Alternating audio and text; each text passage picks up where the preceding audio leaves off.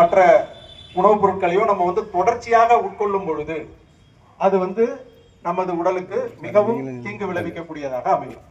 So அது வந்து அது மட்டும் இல்லை, வன உயிரினம், மற்ற ஆடு மாடுகள், ஏன்னா நம்ம அதை அப்படியே அந்த சட்னியோடய சாம்பாரோடய தூக்கி போடும்போது அதை மற்ற உயிரினங்கள் வந்து சாப்பிடுது.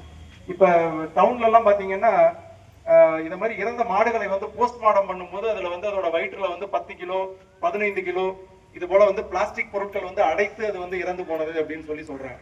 ஸோ இது போன்ற நம்மை மட்டுமல்லாது நம்மை சார்ந்துள்ள விலங்குகளையும் இது மிகவும் பாதிக்கக்கூடிய ஒரு விஷயம்.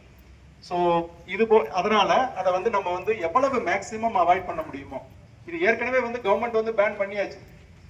இருந்தும் ஒரு சரியான நடைமுறை இல்லாத, அதை வந்து முற்றிலும் வந்து கம்பெனிஸை வந்து நிறுத்தக்கூடிய, அதாவது உற்பத்தி வந்து நிப்பாட்டினாலே போதும், அதை வந்து அதை ஸ்ட்ராங்காக வந்து யாரும் இது வரைக்கும் எடுத்து பண்ணாத ஒரு குறைபாட்டினால தான் நம்ம வந்து அதை வந்து யூஸ் பண்ணிட்டு இருக்கோம்.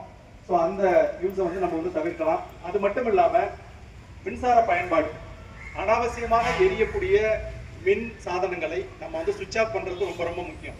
ஏன்னா நம்ம எந்த அளவுக்கு விரயம் பண்ணுறோமோ அந்த அளவுக்கு மின்சார உற்பத்தி அதிகமாகும். ஏன்னா இப்போ முழு வீச்சில் வந்து நடக்கக்கூடிய மின்சார உற்பத்தி எதன் மூலம் நடக்குது அப்படின்னு பார்த்தீங்கன்னா நிலக்கரியை எரிப்பது மூலமாக. நம்ம அதை எந்த அளவுக்கு எரிசக்தியை எரிக்கிறோமோ அதுக்கு தகுந்த மாதிரி அங்கேயும் எரிக்கிறதுனால அதிகமான கரியமில வாயு இந்த வளிமண்டலத்தில் சேருது. ஸோ அதனால நம்ம எந்த அளவுக்கு இங்கே